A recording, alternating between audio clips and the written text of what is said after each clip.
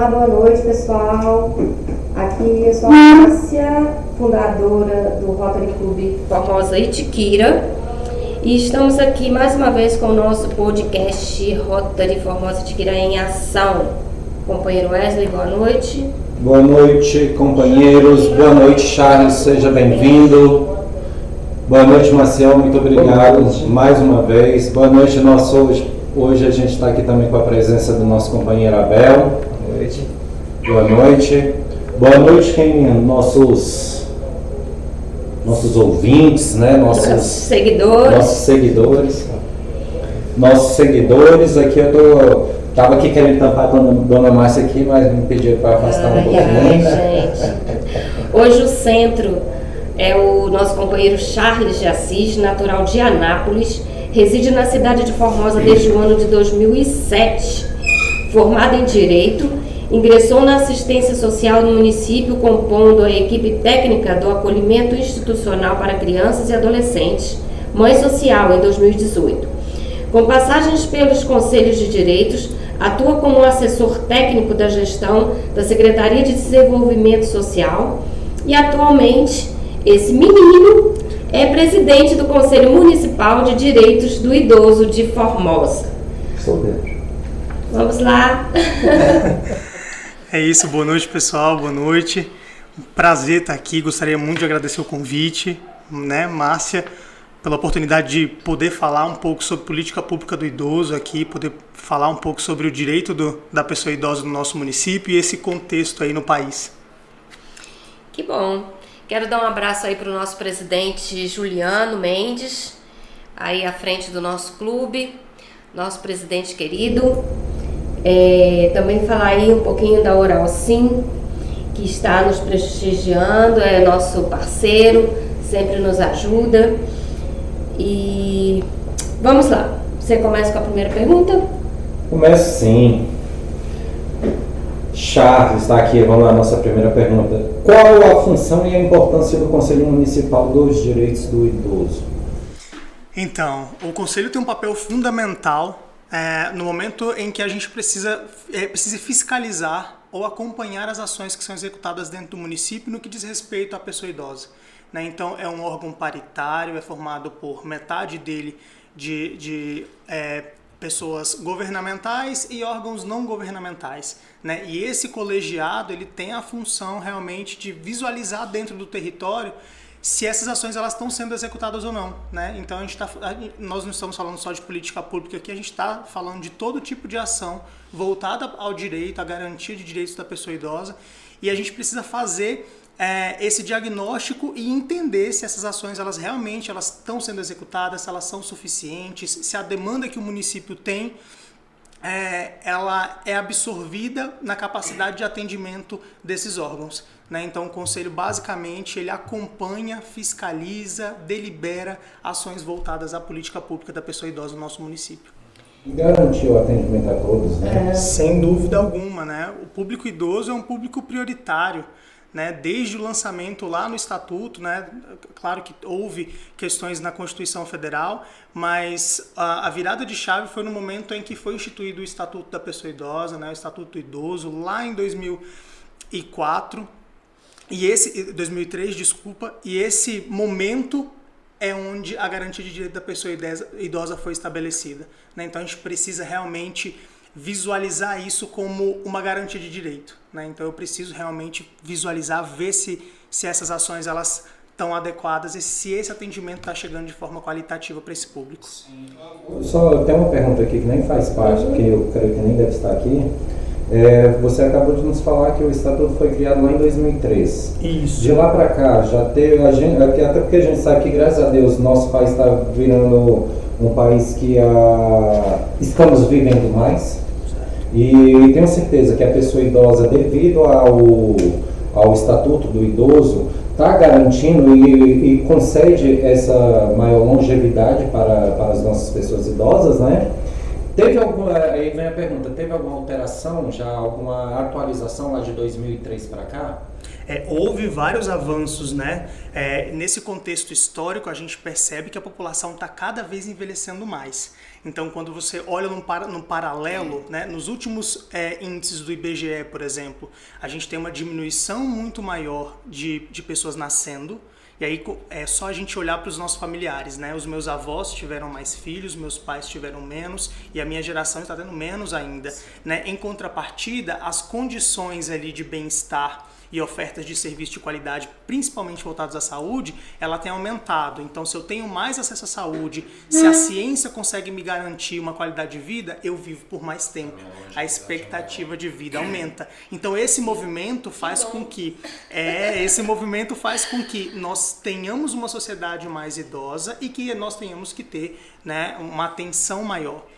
Dentro desse aspecto, desde o Estatuto, houveram conquistas significativas, né? Então, existem benefícios, existem ordens de prioridade com relação às idades. Dentro desses benefícios, eu estou falando de acesso a transporte, estou falando de acesso a eventos de lazer, cultura, esporte, que são garantidos e que eles vão vivendo transições de acordo com a necessidade, né? Então, vamos parar para pensar. Hoje, uma pessoa com 60 anos, né, quando a gente olha pessoas que são altamente conhecidas, não sei, Caetano Veloso, Gilberto Gil, a própria Xuxa, são pessoas que têm mais de 60 anos, mas que estão extremamente ativas, né? Então, a gente percebe que os 60 anos não tem tanto aquela idade de fragilidade mais, né? As pessoas estão cada vez mais ativas, produzindo mais. Então, o Estatuto passa desde 2004, desde 2003, por essa transformação,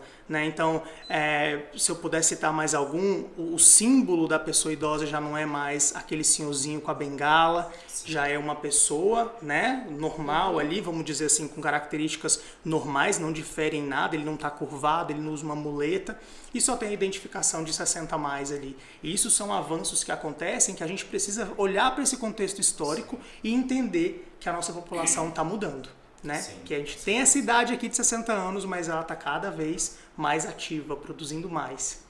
Ontem um companheiro nosso comentou que essa idade de 60 mudou, é verdade?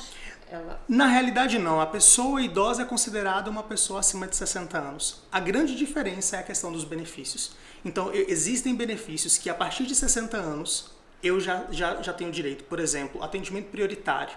Eu tendo 60 anos, eu tenho um atendimento prioritário garantido, né? Mas quando eu vou para um BPC, um benefício de prestação continuada, que é um benefício que funciona como se fosse uma aposentadoria, né? Ela difere da aposentadoria porque, na verdade, ele é um benefício. Então, eu preciso ter um perfil de renda, né? Então, eu preciso ter ali de renda per capita até 1/4 de um salário mínimo, mas, além disso, eu tenho que ter 65 anos.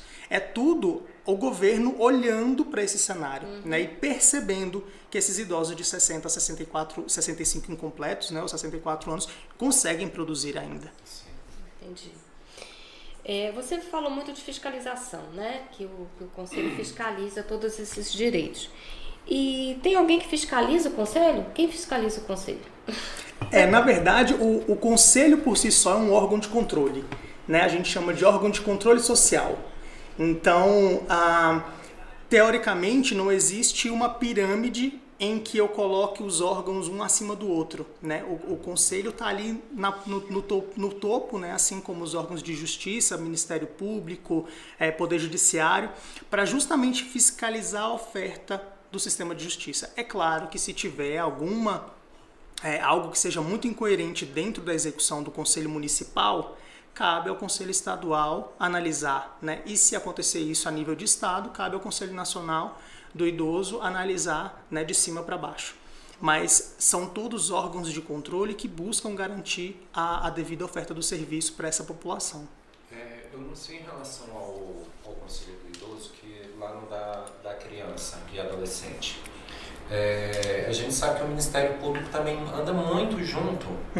Lá no Conselho, que nós temos uma cadeira também, eu sei que o Ministério anda muito junto.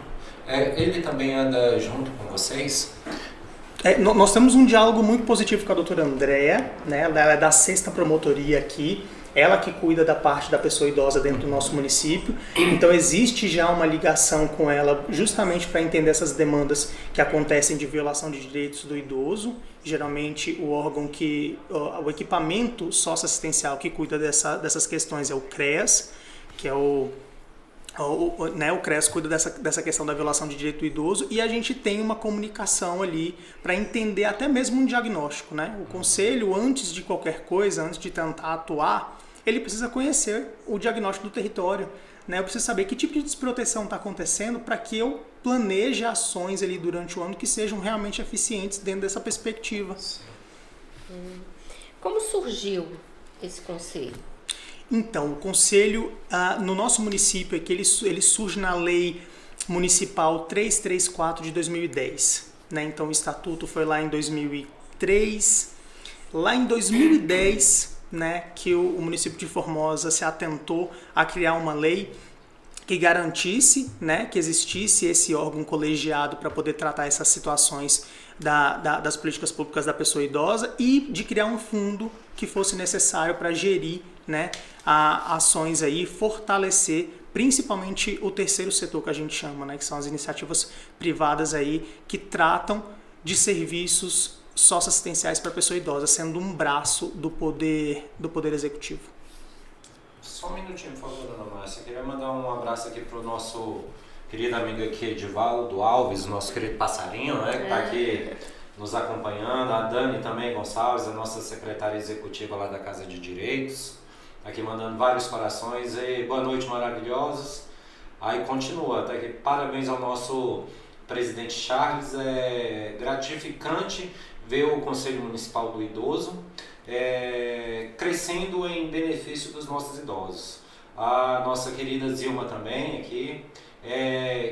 Quem compõe o conselho e quem escolhe seus membros? É uma pergunta direta para você, Charles. Ela continua aqui também. Quais são os critérios para fazer parte desse conselho? Isso tem até aqui. Maravilha, uma ótima pergunta. Então vamos lá, sobre a composição do Conselho do Idoso.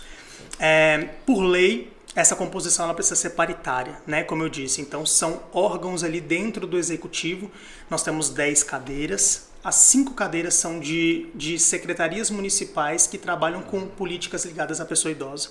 Então está envolvendo saúde, educação, esporte e lazer, cultura e desenvolvimento social. Esses, por lei, já tem cadeira, né? Então, esse secretariado indica ali um membro titular e um suplente para compor as cadeiras desse conselho. Em contrapartida, né, até mesmo para ser uma questão justa, o colegiado faz... o outro lado do colegiado, né, as outras 5 cadeiras são compostas por órgãos de iniciativa privada, né, o que a gente chama de terceiro setor.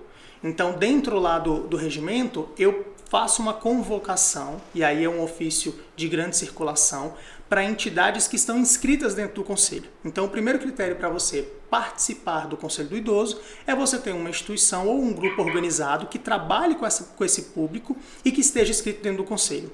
A partir do momento que você está inscrito dentro do Conselho enquanto instituição, quando ocorre ali o momento do sorteio, né, das cadeiras, você coloca seu nome, né, enquanto instituição, e você pleiteia aquela cadeira. Existe uma votação, né, e dentro dessa votação, se houver mais de 5 instituições interessadas, a gente faz o sorteio. Se fizer o sorteio, a partir do resultado dele, você fica com a cadeira. O mandato é por 1 ano, prorrogável por igual período. A mesma coisa acontece com a mesa diretora, né, presidente, vice-presidente. Cabe uma recondução, né? Isso, cabe uma recondução, exatamente. Mas não quer dizer que precisa mudar. Pode continuar aquelas mesmas pessoas ou não? Então, a cada ano tem uma eleição diferente. Então, teve um mandato de 1 ano, né? E aí o colegiado decide por colocar por igual período, que é possível. Então, no máximo 2 anos, eu preciso necessariamente fazer uma nova eleição. Até mesmo para a gente não monopolizar essas cadeiras, né? O ideal é que o terceiro setor esteja envolvido nessas ações. né, a importância do terceiro setor na execução de política pública é extremamente importante. Né? Então, os Lions, Rotaries, Lar São Vicente de Paulo, Madre Eugênia Ravasco, a PAI, são instituições do terceiro setor aqui do município que precisam estar envolvidas e também defender essas questões de política pública, porque eles têm um olhar fora do executivo, fora do poder público. Né? E esse olhar é extremamente importante no momento em que você vai criar ações, projetos ali para falar sobre pessoa idosa. Ah, que ótimo. Várias perguntas aqui você já foi até respondendo, né? Como são escolhidos membros, seria a próxima pergunta. Certo.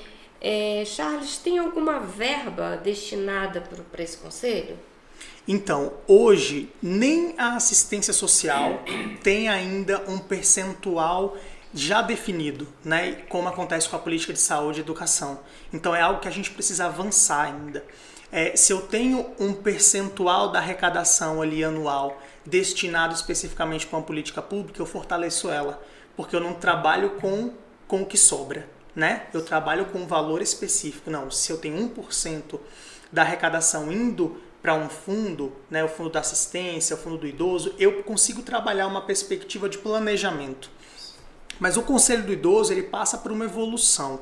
Né? Em 2010 ele foi instituído junto com o fundo, mas ele ficou inativo durante um período muito grande. Em 2021 nós conseguimos reativar esse conselho, né? Então estamos caminhando desde 2021 nessa nova composição. A gente reativou o fundo, a gente conseguiu colocar o fundo dentro da captação de recursos através do direcionamento do imposto de renda junto à Receita Federal, e desde esse momento a gente tem caminhado nessas campanhas anuais para a gente conseguir uma captação de recursos que seja mais interessante.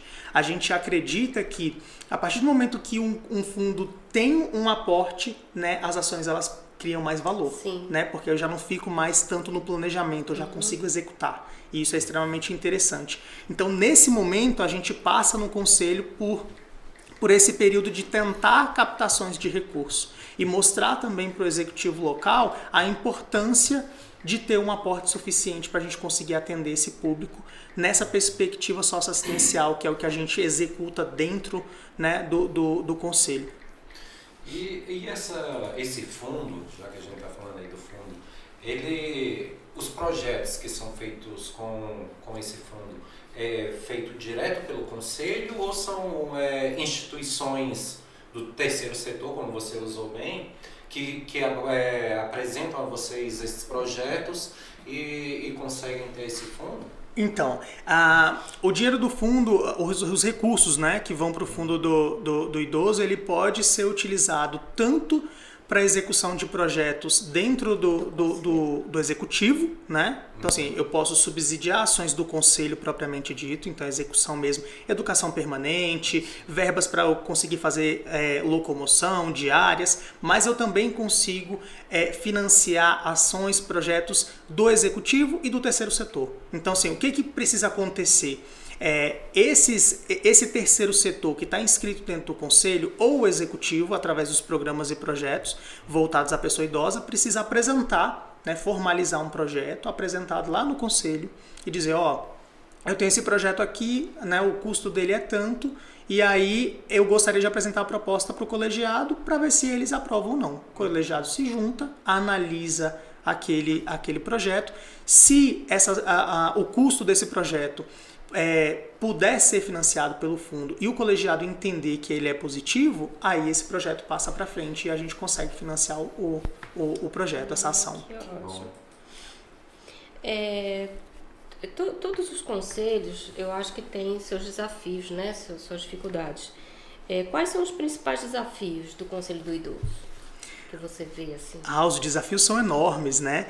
A primeira coisa, eu penso assim, não tem como você executar um serviço que você desconhece, né? Então, a educação permanente é extremamente importante. E aí eu não estou falando só de conselho do idoso, eu estou falando de todos os outros conselhos, ou então qualquer outra atividade que você for fazer, né? Eu preciso necessariamente que o colegiado ali, né, que os 10 entendam como funciona a política do idoso. Eu preciso que os 10 entendam como funciona todas essas questões, né? Como funciona essa questão do financiamento, como eu faço a fiscalização, a formação desses grupos que vão a campo aí entender como é que está sendo executado esse serviço, porque se eu não conheço, eu não consigo cobrar, eu não consigo fiscalizar, eu não consigo executar uma política pública eficiente, né? Então eu acho que a educação permanente é o principal desafio. E aí, a partir do momento que eu trago conhecimento para esses profissionais, né, para que eles consigam fazer essa fiscalização ou debater sobre esse assunto, eu tenho uma outra parte, que é a questão financeira, né? Então, assim, se eu não tenho recurso suficiente, ou então se ele é pouco, eu enfraqueço muito, né, esse cenário. Então, eu também preciso de um aporte financeiro. Mas essas coisas caminham juntas, né? Imagina só a gente colocar um aporte financeiro muito grande, né? Vamos dar um exemplo aqui. Não, alguém vai doar e doa R$1 milhão para o fundo do idoso. E aí eu tenho um colegiado que não sabe executar. Né? Eu tenho pessoas que não sabem como direcionar esse recurso. Então, termina que é ineficiente. Então, o conselho, a gente precisa entender que são fases. Né? Como é que a gente fortalece um conselho? A partir do momento em que eu me sinto pertencente ao conselho e sei exatamente o que eu preciso fazer. Então, a educação permanente é o primeiro passo. E aí, a partir disso, né, quando a gente já conseguir discutir política pública com o colegiado e principalmente quando a sociedade conseguir já se posicionar com relação a essa garantia de direito, aí a gente consegue caminhar para os outros passos. Né? Eu enxergo o cenário de Formosa como um cenário muito positivo. Eu creio que nos próximos anos a gente vai poder discutir política pública do idoso de forma mais concreta e a gente vai ter muito mais recurso, investimento e um olhar muito mais atento com relação a esse público especificamente. E vale também a gente ressaltar a importância do conselho, a gente sabe que é muito importante, e parabenizar os 10 conselheiros, né, que são 5 do órgão do executivo e 5 do terceiro setor, e passar para quem está nos ouvindo, que eu acho que a maioria não conhece essa informação, é que são voluntários. Sim. Todos os conselheiros são voluntários, então a gente vê a clareza, o conhecimento que você tem sobre o assunto. É louvável que a gente vê, não generalizando, mas você vai a algum órgão público, tem gente que está lá, que ela se prestou, tirou um tempo da vida dela para estudar, para passar num concurso, para estar ali, e não tem, a maioria das vezes não tem a metade do conhecimento que você tem. Como a maioria dos conselheiros em si, de todos os conselhos, hoje ali na Casa de Direito a gente tem o da assistência social, o do idoso, da criança e da mulher. E quando a gente participa, como eu falei que eu participo de a gente vê a seriedade, a preocupação, a disponibilidade, que aí as pessoas, não, mas eu vou pegar e gastar meu tempo e ir lá e de forma gratuita, que é gratuita, é você pegar, é gratuita aos olhos de mas a recompensa que a gente tem quando a gente vê que a gente está fazendo bem ao próximo é grande. É grande, a nossa recompensa eu tenho certeza que não tem dinheiro no mundo que pague. Não, sem dúvida, né? O conselho, ele não existe conselho sem participação social. Né? E aí eu estou falando de você não ser remunerado, mas você está lá enquanto representante da sociedade civil. Né? Então, assim, quando uma instituição ela se inscreve dentro do conselho e ela indica um titular e um suplente, né? Um membro ali para representar ela dentro da cadeira, aquele membro ele não recebe por aquilo, mas ele representa muita gente. Né? Então, assim, eu acredito que o Rotary atende milhares de pessoas durante todo o ano, seja com ações sociais ou não. E aí imagina só, né, você sentar numa cadeira e ter o peso de representar várias pessoas. E aí eu tô falando de pessoas idosas, mas também tô falando de mães. Desculpa, eu creio que não é nem representar, é você ser responsável pelo, vamos colocar o do idoso, o que vai acontecer futuramente com ele. Sim, sem dúvida, né? É você realmente representar a voz do povo, né? Uma parcela da população você representa de alguma forma, né? Porque o que você delibera lá dentro, as ações que você propõe, né? O que você fiscaliza, ela diretamente atinge as pessoas, sejam elas pessoas em vulnerabilidade social, e aí eu estou falando de questões de renda ou não.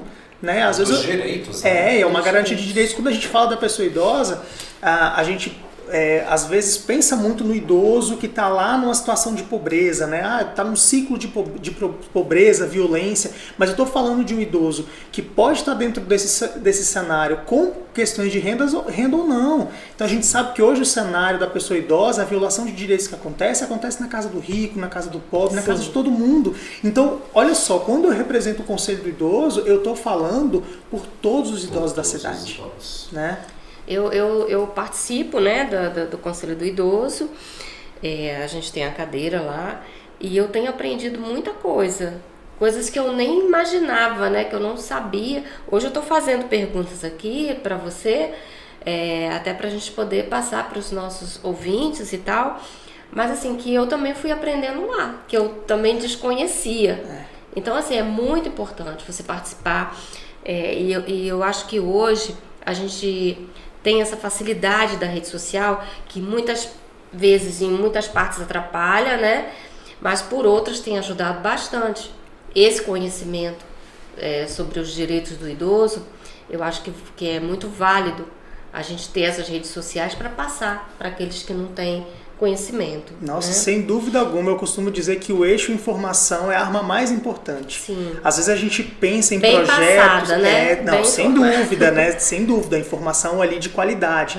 Às vezes a gente fica pensando, não, que projeto que a gente vai montar para poder tentar mudar a realidade do município, mas às vezes a mera informação, né? Às vezes uma informação de, não, peraí, você tem o direito a acesso ao transporte gratuito se você estiver nesse perfil, né? Se você conseguir, tiver com essas características aqui, você já consegue. A mera informação já é um divisor de águas, né? Já consegue fazer com que a pessoa acesse o serviço sem você precisar montar um planejamento mirabolante ou um projeto que não seja palpável para aquele momento. Então a informação ela é um eixo extremamente importante. E aí vem essa questão da tecnologia que também muda todo o aspecto do mundo em si, né? Então a informação, o acesso aí à internet de forma de qualidade, né, que a gente vê muitos idosos utilizando, é uma ferramenta extremamente importante. A gente fala sobre inteligência artificial, né?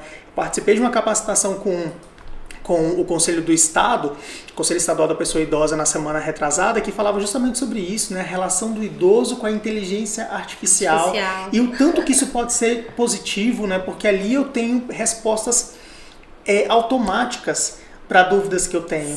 Né? E esse acesso aos direitos ele é muito importante através do eixo informação. A minha mãe, ela até adoeceu, porque ela não conseguia. A gente tentou, minha irmã, as famílias que estão lá mais perto dela, né? E todo mundo tentando, e tadinha, ela não conseguiu. E o negócio dela era só ver as fotos. Ela só queria ficar assim com os dedos. E não conseguiu. Mas a gente vê aí essa facilidade hoje em muitos, né, idosos. Nós temos mais ouvintes aqui, mandando mensagens aqui. A Cláudia Ladeira Ornelas está mandando boa noite. A Nazarete Melo, boa noite na paz de Cristo e no amor de Nossa Senhora. Amém. Tá? Eu que estou colocando um amém aqui. A Mislene Alves, estão de parabéns por essa iniciativa. A Andréia Aguiar, as reuniões do Conselho podem ser assistidas pelo público? Podem sim, devem inclusive, né? As discussões que a gente leva para o Conselho são discussões que precisam vir das pessoas, né? Da sociedade. As reuniões acontecem uma vez por mês, na Casa de Direitos, né? Vou até buscar aqui o endereço para passar para vocês, mas uma vez por mês na Casa de Direitos acontece a reunião do Conselho. Geralmente é sempre na terceira quinta do mês. Né? Então, na terceira semana, na quinta-feira da terceira semana do mês, lá na Casa de Direito, às 14 horas, acontecem as reuniões do Conselho. E a participação das pessoas, né, da sociedade, é extremamente importante. Vocês serão muito bem-vindos lá. Ou seja, gente, é a próxima quinta-feira, tá? Passando amanhã. A próxima. Exatamente. Na outra quinta-feira tem a reunião. Aí aqui, essa foi a pergunta da Andréia, né? A Cláudia Ladeira, ela fez basicamente a mesma pergunta aqui, que ela colocou que as reuniões do Conselho podem ser assistidas pelo público, você acabou de falar que sim, não só pode, como devem. Como devem. Aí a Cláudia volta a pergunta, a Andréia, a Cláudia falou pelo público em geral, que foi basicamente a mesma pergunta da Andréia. Aí a Cláudia colocou que onde se realizam, você também já respondeu, que é na Casa de Direito. O nosso companheiro Abel está aqui no boa noite a todos, como vai perguntando, achei interessante aqui. Colocou aqui boa noite a todos e como fazer uma denúncia no Conselho do Idoso. Então, Gente, a próxima pergunta. maravilha. É extremamente importante também, e não né? estava combinado. Imagina só, a polícia, né, os órgãos de controle, o judiciário, eles não têm tantos olhos para acompanhar a violação de direitos da pessoa idosa dentro do território todo. Então nós somos agentes extremamente importantes na identificação dessas violações. Né? Então você vizinho, você algum familiar que tem uma suspeita aí de que está acontecendo alguma coisa, algum tipo de alienação, violência, é extremamente importante você se posicionar e canais de denúncia são mais que importantes para isso. Né? Então assim, o tem conselho... um canal específico? Tem um canal específico. Eu gosto muito do Disque 100, né? Então o Disque 100 é fácil, é rápido de você gravar. Então você faz a sua denúncia no Disque 100, chega lá na central, eles encaminham diretamente para o nosso e-mail lá no Conselho do Idoso. Mas também tem possibilidade de vocês direcionarem, né, até lá a Casa de Direitos, procurar a Dani, que é a secretária executiva, ou qualquer conselheiro, né, que vocês tenham conhecimento, e fazer a denúncia. A Casa de Direitos fica na Rua 2, quadra 3A, número 2, no setor Primavera. Fica ao lado do CREAS, né, é um anexo ali do CREAS. Então, nós somos uma porta de entrada, né, para todo tipo de denúncia, de violação de direito ou qualquer tipo de apontamento que venha a somar aí para a gente tentar fortalecer essa política tão importante no nosso território. Gente, fica mais fácil de encontrar também. Quem conhece Formosa sabe ali onde fica o Colégio José Décio. Subiu aquela rua ali do Colégio Direto, você vai ver um prédio grande em construção, está atrás desse prédio. Exato, exatamente. Isso. Não tem erro ali. A nossa amiga Zilma aqui está aqui. Quais os benefícios que os idosos de Formosa podem contar hoje? Pronto, vamos lá.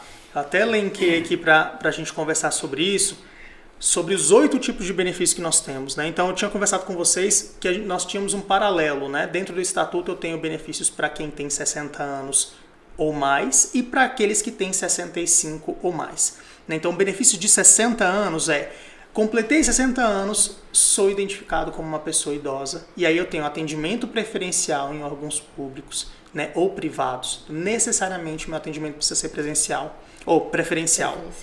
Eu tenho acesso a medicamentos, né? Então o sistema de saúde público aí, o SUS, principalmente medicamentos que são de uso continuado, eu preciso que ele tenha garantia, né, na oferta. Qualquer idoso? Qualquer idoso. 60 anos ou Se mais, eu tenho acesso. Renda também, ele pode ter acesso a essa medicação? Ele pode ter acesso à medicação, ele pode ir lá nas farmácias de baixo custo, nas farmácias populares, que eles também vai conseguir até 90% de desconto na medicação, então depende muito do território. Que aí já né? é o direito do idoso, não pelo poder aquisitivo Isso. que ele Exatamente, exatamente. Então, vagas de estacionamento, os estacionamentos públicos precisam ter obrigatoriamente pelo menos 2 vagas para a pessoa idosa. E aí, como é que eu... minha carteirinha. É isso, como é que eu provo, né? Eu só preciso, para esses casos de 60 anos, eu só preciso provar com identidade, né? Provei com identidade de que eu tenho mais de 60 anos, eu sou o condutor ou não,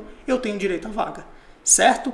E aí, além disso, para benefícios acima de 60 anos, são eventos artísticos, culturais, esportivos e de lazer que a gente tem 50% de desconto, né? Então, esses idosos que quiserem, né, viver ali alguma situação, né? Cinema, teatro, acesso a lazer, cultura, que é tão importante para esse público e é garantido pela Constituição, eu tenho ali 50% de desconto para ter acesso. Para ter acesso, só continuando essa pergunta sua, para ter acesso a esses benefícios, tem que apresentar qual documento? Apenas a carteira de identidade. Nesse caso aqui, eu provo apenas com a minha identidade. Né? Qualquer documento ali, CNH, identidade, que comprove que você nasceu e tem mais de 60 anos, né? Dentro daquele período você já consegue ter acesso ao benefício. E aí eu venho para o paralelo dos 65 anos, que já é uma exigência mais minuciosa. Para esses benefícios de 65 anos acima, eu tenho transporte urbano e interestadual. Né? Então, por exemplo, no transporte urbano, necessariamente, pelo menos 10% dessas vagas do transporte urbano municipal precisa estar direcionado para a pessoa idosa. E no caso do interestadual, as agências elas precisam reservar pelo menos 2 poltronas para a pessoa idosa dentro dos carros, né? Então, cada veículo, 2 poltronas. Se essas poltronas já estiverem ocupadas, a empresa precisa me vender uma poltrona comum, mas com pelo menos 50% de desconto. A diferença é que aqui eu preciso comprovar renda, né? Então, aqui eu preciso da carteirinha do idoso, que é só ir lá no Gov.br e fazer o pedido. Mas eu preciso estar com a inscrição dentro do cadastro único, porque necessariamente eu preciso ser um idoso com renda mensal de no máximo 2 salários mínimos. E aí, né, para esses benefícios aqui acima de 65 anos, eu preciso de comprovação de renda.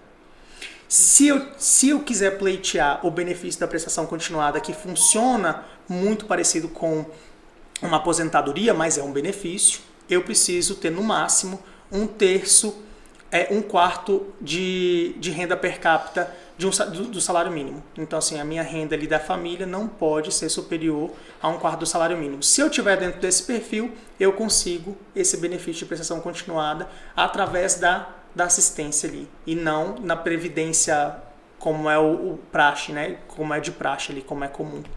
E nesse caso voltando aí para a passagem do direito do assento do interestadual, Certo. O idoso ele tem que agendar com antecedência essa passagem, esse direito dele ou não? Ou ele, por exemplo, o idoso que está aqui em Formosa quer visitar uma filha na Bahia.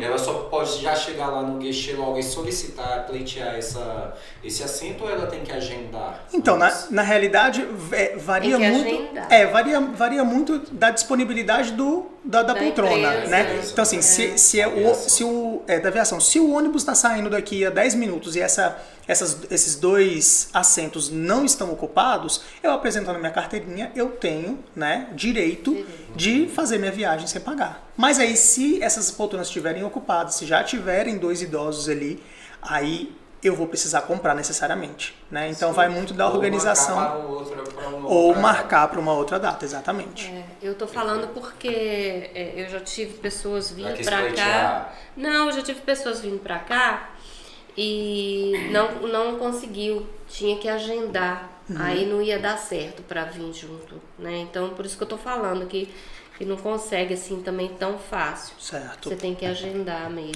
O ideal é se programar, né? Principalmente quando a gente fala de benefício, de modo geral, a demanda geralmente ela é grande, né? Então, assim, se você agenda ali, a chance de você conseguir essa passagem sem nenhum problema é bem maior. Bem maior. Mas aí o que eu vejo que, como já é um direito adquirido, pelo que eu já ouvi relatos que tem certas pessoas, certos idosos que têm uma certa dificuldade, que as empresas em si colocam uma certa dificuldade, porque para ela não é lucro nenhum para elas pegar ali e colocar 2 idosos para poder viajar, sendo que elas poderiam colocar ali no valor que já é a tarifa normal. Mas aí vamos colocar uma hipótese. Um idoso está aqui, vamos supor que ele tem um parente lá na terra do nosso companheiro Abel, lá em Minas. Só que esse parente, vamos supor, é o último irmão que ele tinha vivo, e esse irmão dele faleceu. Aí ele precisa ir de urgência para poder encontrar. Aí se ele não tiver a condição de pagar os 50% do valor da tarifa, ele não vai se despedir do irmão. E sendo que ele já tem um direito adquirido. São cenários extremamente complexos, né? E aí o grande questionamento que fica, né, é essa questão da informação mesmo, né? Se o caso uma empresa de ônibus quiser dificultar a oferta de um benefício que está dentro da lei, eu preciso estar munido dessa informação, porque eu vou estar muito seguro no momento de cobrar, né? Então por isso que a gente fala que o eixo de informação é tão importante, porque ela é uma arma mesmo, né, para a pessoa idosa ou para qualquer outra pessoa que for atrás de seus direitos. A informação é essencial, porque aí se eu tiver o estatuto debaixo do braço e tiver a segurança desse direito que é meu, né, que é um direito adquirido, que está lá por lei, essa empresa vai precisar se organizar para poder garantir. Sim, né? Com certeza. Isso. Eu costumo falar que todos os estatutos, o ECA, o do idoso, ele basicamente é um colete à prova de bala, né? Para quem certeza. está assistido por ele. Com certeza. Porque eu tô garantido, é a Bíblia dele ali também. Lógico que a gente precisa Mudar algumas coisas. Não querendo comparar com a Deus, os estatutos em si, mas para quem é religioso, não anda com a Bíblia junto ali, tenha também o estatuto do idoso ali junto à sua cabeceira. Vai, antes de pegar e ler sua Bíblia, antes de dormir, dá uma olhadinha no estatuto, depois vai para a Bíblia e conheça seus direitos, né? Sem dúvida, e é um fortalecimento. O estatuto, na verdade, ele garante mais proteção social para a família, né? Então, assim, se o idoso não tem a condição de entender o direito dele, um familiar tem que fazer isso, né? Então, assim, obrigatoriamente, quem tem pessoa idosa dentro de casa, dentro do contexto familiar, precisa conhecer o estatuto, né? É extremamente simples, ele é resumido, tem versões dele comentada, então ele é de fácil entendimento. Você entender quais são os direitos ali de um familiar, né? Ou então você, pessoa idosa, é extremamente necessário. Sim. A gente estava até que chegou na pergunta, né, se existia o estatuto, foi falado logo no início. Então, algumas perguntas voltadas ao estatuto que você já respondeu. Até aqui quem garante, né, o estatuto, você acabou de falar. E quem comanda o estatuto? Na verdade, o estatuto, quem rege esse estatuto? O estatuto é uma lei do governo federal, né?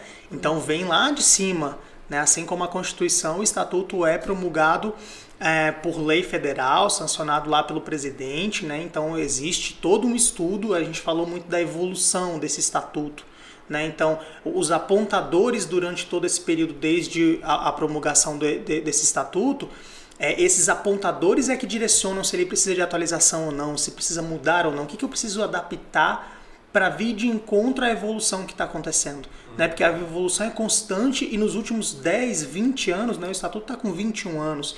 Então, assim, nesses últimos anos houveram evoluções que precisam ser consideradas. Né? Então, o governo ele precisa estar de olho em tudo para que eu consiga fazer de forma mais abrangente ali a garantia de direitos dessa população. Você já leu esse estatuto? Já li o estatuto. Tem alguma coisa ali que você acha que mudaria ou acrescentaria? Não, eu acho que o estatuto, de uma forma muito abrangente, ele consegue trazer uma garantia muito, eu diria, completa da pessoa idosa.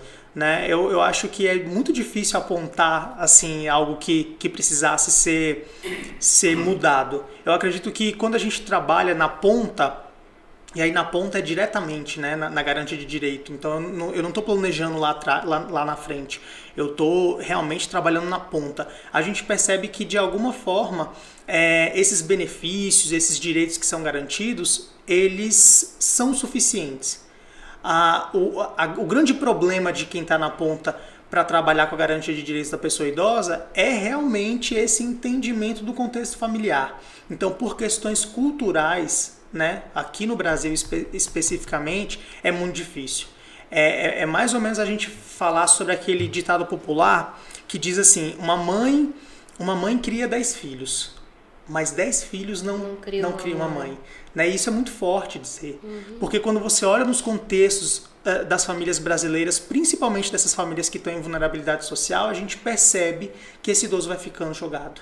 Né? Hoje mesmo, coincidentemente lá eu fiz um atendimento lá no trabalho com uma relação que falava sobre essas questões de relações familiares com pessoa idosa. Né? Então eu recebi uma filha e um neto que sentou na minha mesa e disse assim, eu vim aqui para tentar encontrar uma solução porque eu não aguento ela mais. E aí eu estou entregando ela.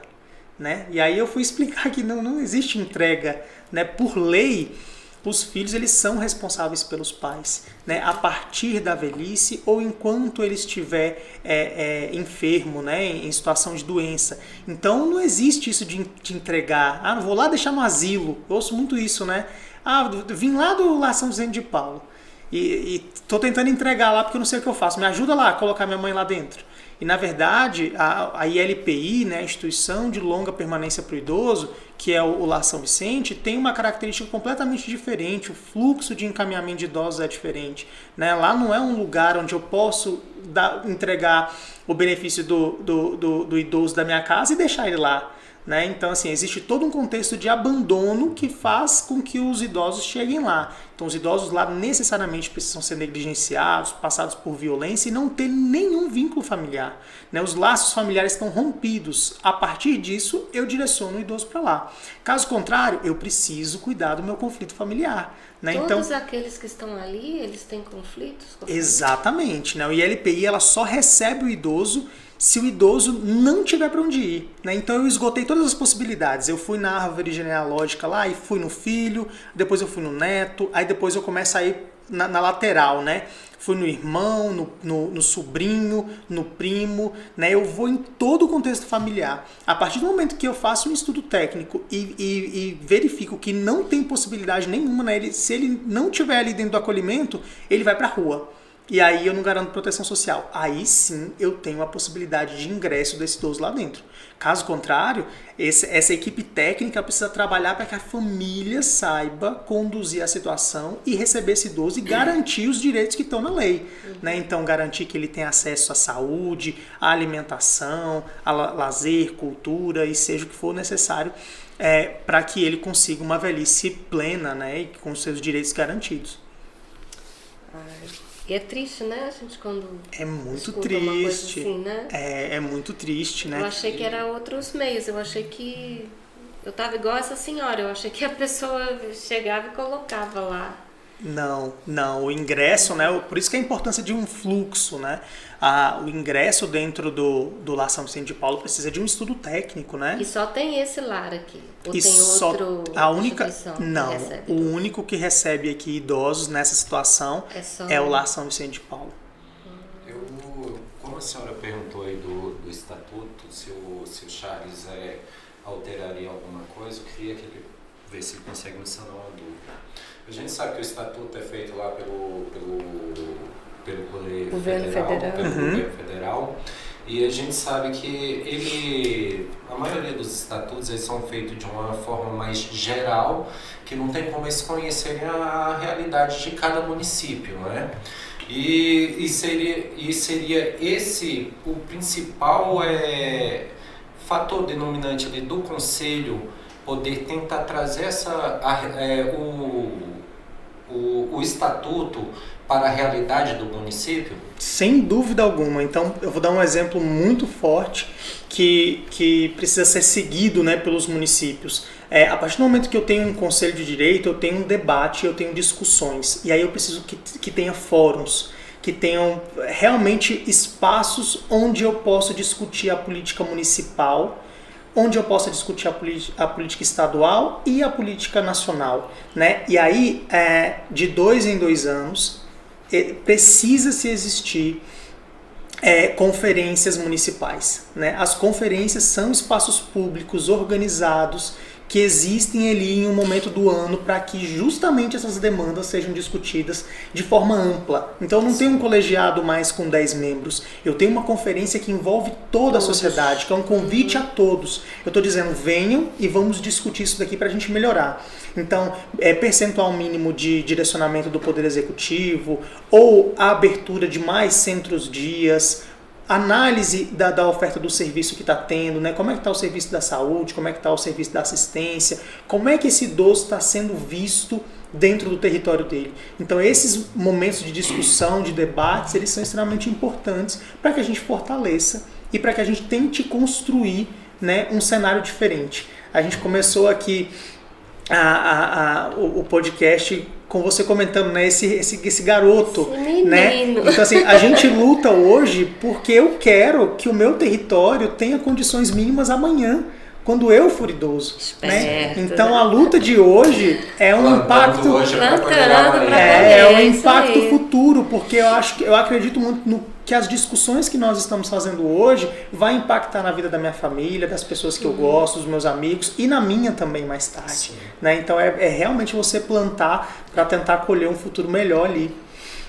Deixa eu só voltar aqui, tem o Marcos Faustino, tá aqui, excelente entrevista. A Andréia Aguiar volta aqui. Na maior parte das vezes as empresas não liberam esse benefício, falando lá do ônibus, do transporte interestadual, né? E sempre dizem que as poltronas estão ocupadas. Como podemos denunciar? Exatamente, a denúncia é extremamente importante. Pode ser lá o Disque 100 O Disque mesmo? 100 pode ser, o conselho é uma porta de entrada, o Ministério Público também é, né, as delegacias. Então precisa se existir esses órgãos de controle, eles precisam ser provocados, né, porque se fica só indignação, ele não resolve. Mas essas empresas, elas têm um formulário, uma ficha, alguma coisa que elas têm que preencher comprovando que elas estão cedendo essas duas poltronas para... Na realidade, como é uma lei federal, necessariamente eu preciso ter essa reserva de cadeira, né? Como essas empresas fazem, se elas fazem o controle através de um formulário ou não, pra realmente é muito difícil. Mas a partir do momento que você pleiteia um direito e ele é cerceado, aí você pode fazer sua denúncia ali, mesmo que você não tenha como comprovar naquele momento que você tentou, né? Existe a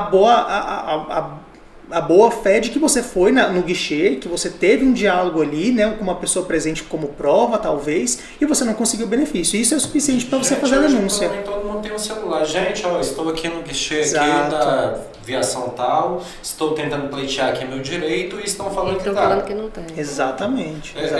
Prova melhor do que essa eu acho meio difícil. Né? Difícil, Aí vamos continuar aqui, a Dani está aqui, excelente, várias palminhas, a Dani Gonçalves, um abraço, Dani. E a Elenir Nardi está aqui também, excelente entrevista, parabéns, muito esclarecedor. A Sônia Amiga está mandando um abraço também através do meu WhatsApp aqui. Que bom, um abração. Pode falar. Um abraço a Elenir. Qual é o nome dela? Sônia Miller. Sônia Miller, um abraço. Obrigada aí por estar participando com a gente. Tá aqui também a Ângela Napo, também aqui, milhões de palmas aqui. Ângela, querida, nós já estamos lá, viu? Nos 60 mais. Oi, Ângela, te entregando aí. Você nem sabe se queria que falasse. É a minha comadre, querida. Um abraço. Comadre. Um abração aí, Ângela. As perguntas, elas praticamente que a gente formulou já foram respondidas, né? Realmente é um crime deixar um idoso sozinho. E qual a idade que o idoso não pode assinar documento? Ou não existe isso?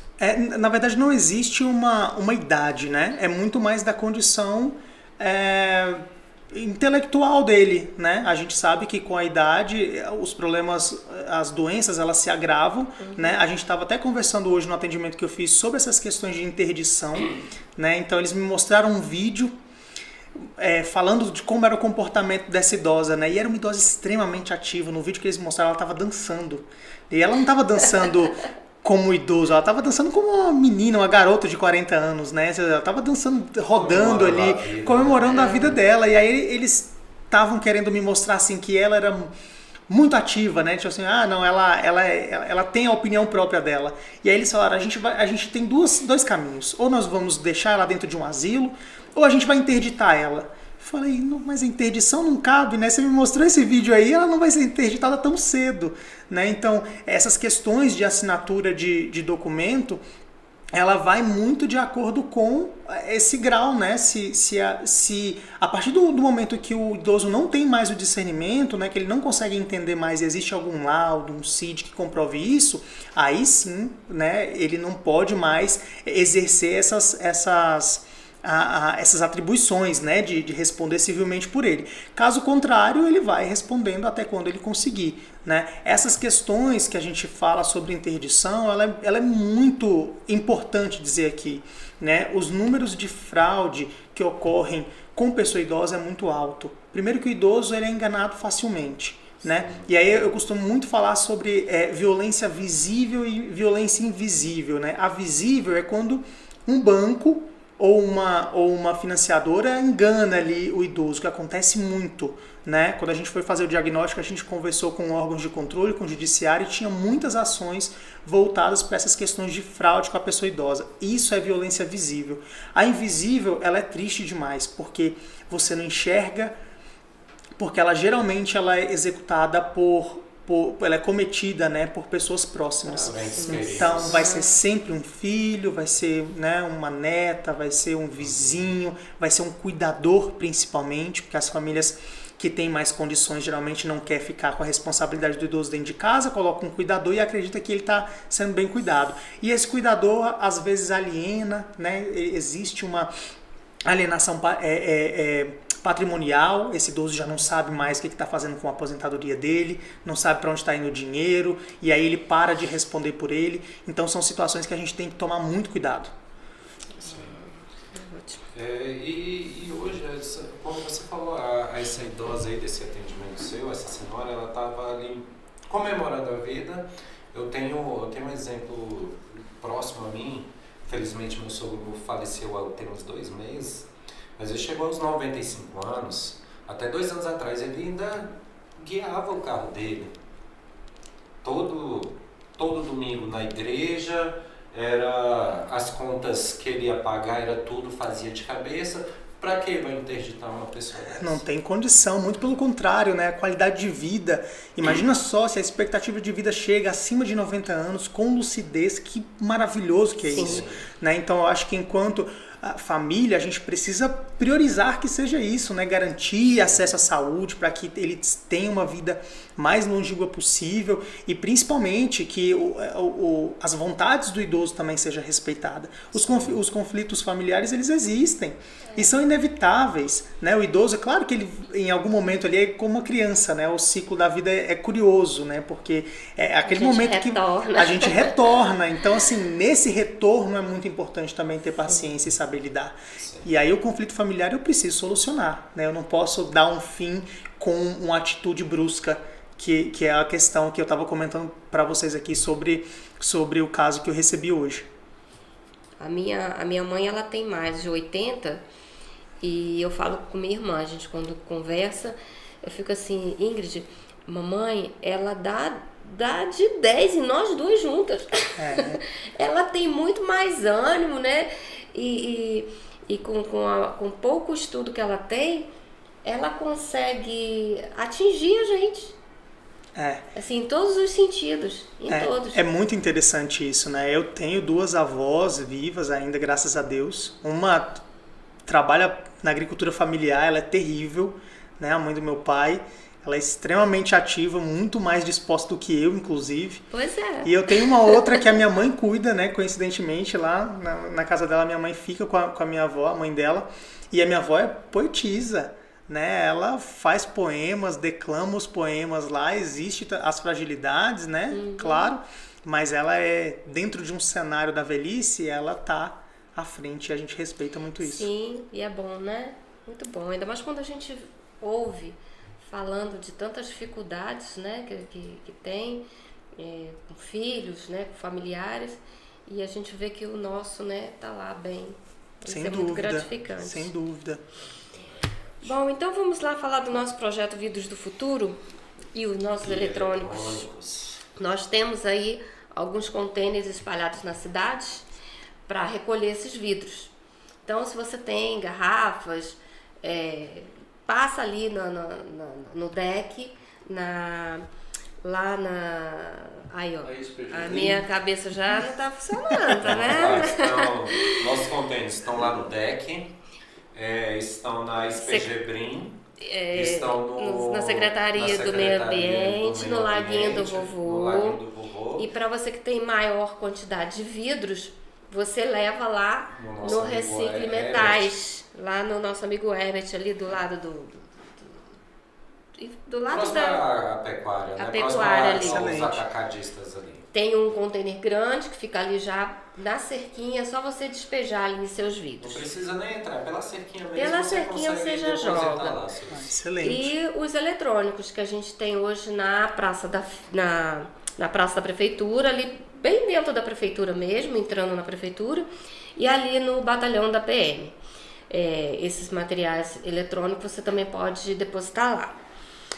E temos aí o nosso restaurante Panela de Ferro, que está sempre de portas abertas para as nossas reuniões, que acontece toda terça-feira, às 20 horas. Sem contar que ali você encontra os melhores pratos da cidade, né? Quer comer bem, é só ir no Panela de Ferro ou fazer o seu pedido pelo iFood. Um abração lá para Léo Melo, né? Dona Léo. Temos também a solução e papelaria, a solução informática do nosso companheiro Paulo, ali na Avenida Espergebrim. Não, é na Espírito Santo, Maestro Luiz João Espírito Santo. 701. Tô eu querendo mudar aí o Paulo de lugar. A idade está chegando. Gente, eu falei, eu tenho mais de 60.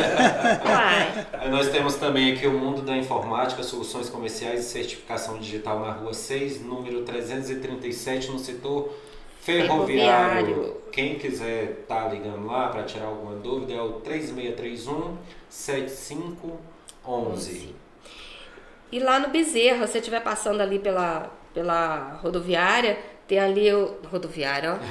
Pela BR. Pela BR. Isso! Nosso companheiro Ives, lá da WD Comércio e Açougue, né? Na rua principal, número 1, no distrito do Bezerra, em frente à BR-020.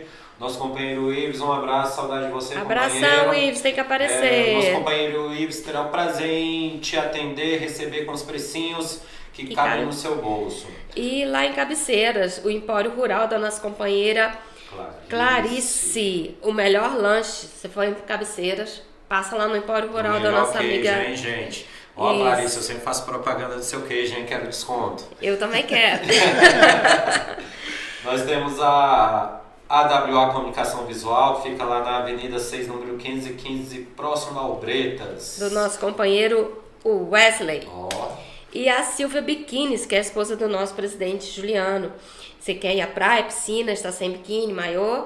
Entre em contato com a nossa companheira Silvia, no 619-9622-8652. Temos o espaço para festas com piscina e área coberta para churrasco. Fale com nossa companheira Valéria, nossa próxima presidente.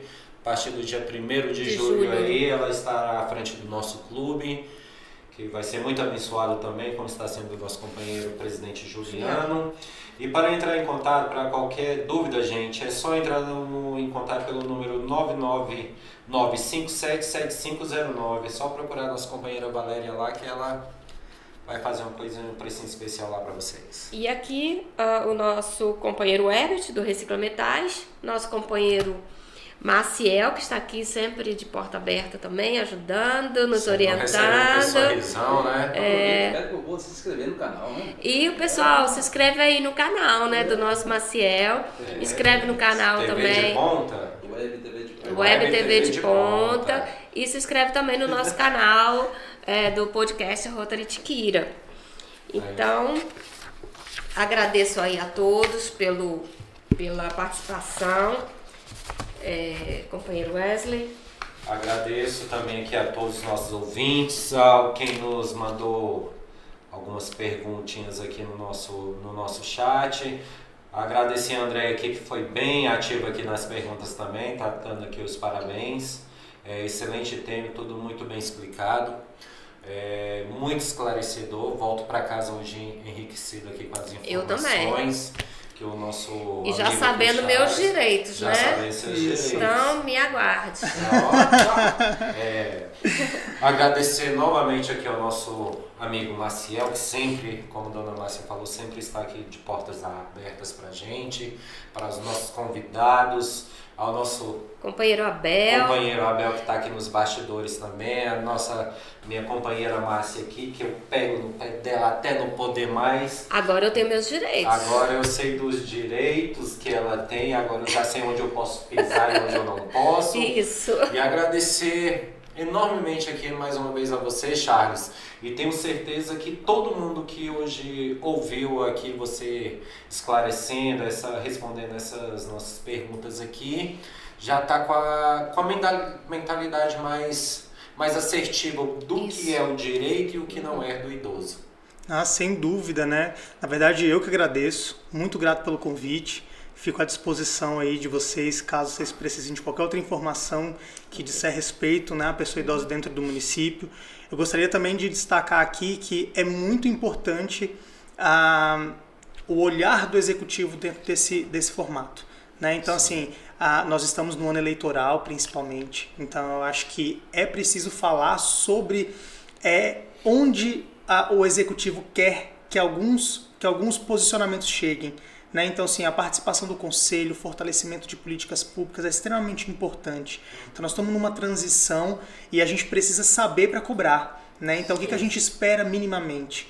Que o próximo gestor municipal tenha a responsabilidade, né, tão boa quanto dessa gestão, ou melhor ainda, né? Então, para isso, a gente precisa conhecer para cobrar, né? Então, eu acho que gostaria muito de destacar aqui o apoio que a gente tem do executivo local, é inevitável, né? Sim. Eu acho que o fortalecimento do terceiro setor é algo também muito importante, muito bem-vindo, né? Então, tanto vocês do Rotary quanto todas as outras OSCs que nós temos aqui, organizações da sociedade civil que executam algum tipo de serviço para um público específico. É extremamente importante a participação de vocês e a atuação de vocês. E mais que isso, né, eu agradeço muito também ao trabalho da Secretaria de Desenvolvimento Social dentro dessa perspectiva, né? Porque se a gente tem um Conselho do Idoso ativo, assim como o da mulher, se a gente tem pessoas engajadas dentro do Conselho da Assistência Social e do Conselho do Direito da Criança e do Adolescente, é porque tiveram pessoas por trás garantindo que isso acontecesse. Então, graças a Deus, esses órgãos, eles são independentes do Poder Executivo, eles caminham bem, mas graças a um aporte que foi dado lá atrás por uma gestão que acreditou e falou, não, eu preciso que esse órgão de controle funcione, né? Então, o papel ali da Carol enquanto secretária, né, do Gustavo enquanto prefeito, desse executivo foi muito importante. E o que a gente espera para os próximos anos? Que o próximo gestor tenha uma atenção ainda maior, porque a gente só quer ver crescer, né? Então, assim, nessa passagem aqui pelo Conselho do Idoso, eu espero que nos próximos anos eu consiga encontrar pessoas tão engajadas quanto e esperar que a sociedade civil participe muito mais para que a gente consiga fortalecer cada vez mais. Porque a partir do momento que eu tenho conhecimento do que é o meu direito, eu não recuo, né? Sim, então, essa questão da informação é muito importante. Quanto mais eu sei o meu direito, mais longe eu alcanço ele, né? A gente vê a Carol muito atuante, né? Tá sempre à frente aí, sempre batalhando. Com certeza. E aproveitando aí as palavras do Charles, já que como estamos em ano eleitoral, você que tem o direito ao voto e que vai exercer esse direito, procura saber do seu candidato, qual que é os projetos que ele tem voltado para a criança, aqui no nosso tema de hoje, voltado para o idoso, o que ele tem a apresentar, o que ele tem de proposta, de melhorias para o município, para o nosso município, para a nossa comunidade em geral. Não só vai pegar lá, não vou... Meu amigo pediu para votar em fulano de tal ali, vai lá e vota, não. Procura. Procura quem está com uma proposta melhor para a nossa comunidade, que aí a gente vai conseguir garantir, nós que fazemos parte de conselhos, que estamos ali de forma voluntária, como foi falado antes, a gente vai ter uma condição melhor de ajudar melhor a nossa comunidade, independente se é do idoso, se é assistência social, se é o da criança e adolescente, a gente vai conseguir trabalhar melhor pela nossa comunidade.